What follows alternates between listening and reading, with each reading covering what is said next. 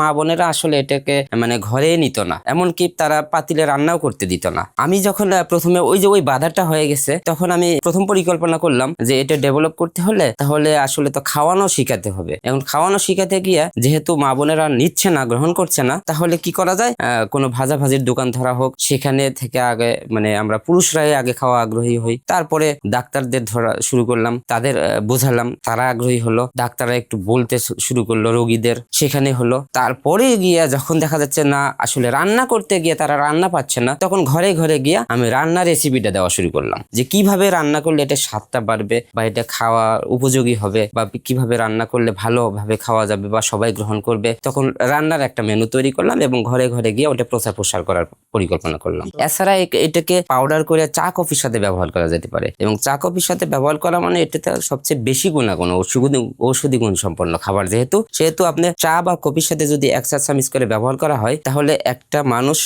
3 মাস যদি ব্যবহার করে, তার শরীরে কোনো আবহাওয়াজনিত কারণ সর্দি জ্বর মাথা ব্যথা বাদে কোনো রোগ বালাই থাকবে না।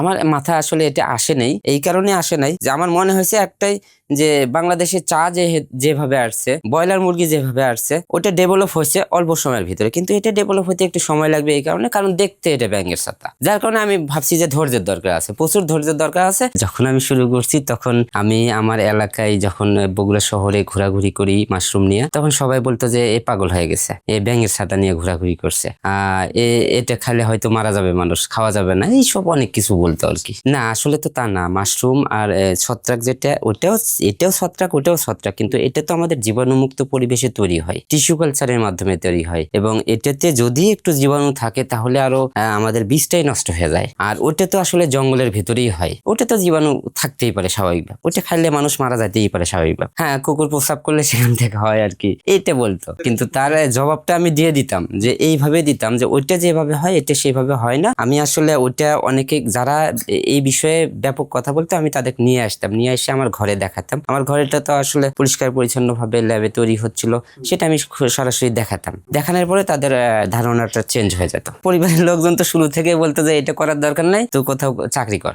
আমার মনে হয়েছে এটা এই কারণে ভালো, কারণ এটা একটা আঁশযুক্ত খাবার, এটা একটা নিরাপদ খাবার। যেমন আমরা যে কোনো সবজি আবাদ করি যখন, তখন হচ্ছে জমিতে আবাদ করা হয়। জমিতে যখন আবাদ করা হয়, আমি যদি নিরাপদ খাবার তৈরি করতে চাই, হয়তো আমার 1 বিঘা জমি আছে, সেই 1 বিঘা জমিতে আমি সার পমস দিলাম না, কীটনাশক ব্যবহার করলাম না, জৈব সার ব্যবহার করলাম, কিন্তু আমার পাশে যে জমিটা ব্যবহার করতেছে অবশ্যই ব্যবহার করতেছে জৈব সার বা কীটনাশক বা আরো অনেক কিছু। তো জমিতে মাটিতে তো শিকড় দিয়ে তো ভিতর দিয়ে আসতেছে, তার মানে আমি নিরাপদ খাবার পাচ্ছি না, সুতরাং এটা বাদ।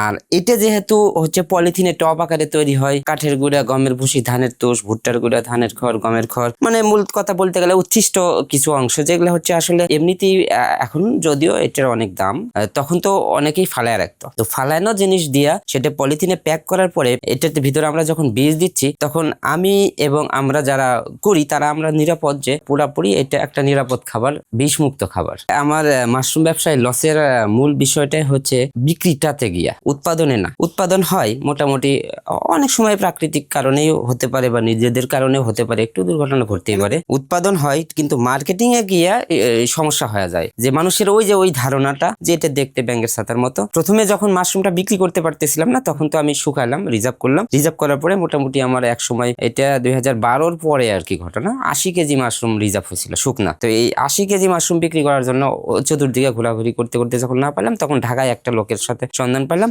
উনি বললো যে ঠিক আছে, আপনি মাল আমাকে পাঠান, আমি বিক্রি করে আপনাকে টাকা দিব। আমি তখন চিন্তা করলাম, যেহেতু আমি এখানে বিক্রি করতে পারতেছি না, তাহলে ওখানে দিয়ে দিলাম। কিন্তু এই 80 কেজি মাশরুম যে দিলাম, উনি আমাকে 1 কেজির মাশরুমের টাকাও দেয়নি, মানে শুধু বলছে যে বিক্রি করার পরে দিব। এটা অনেক আগের ঘটনা। তবে এখন যে ডেভেলপ হচ্ছে, এখন ওই সমস্যাটা আর নাই।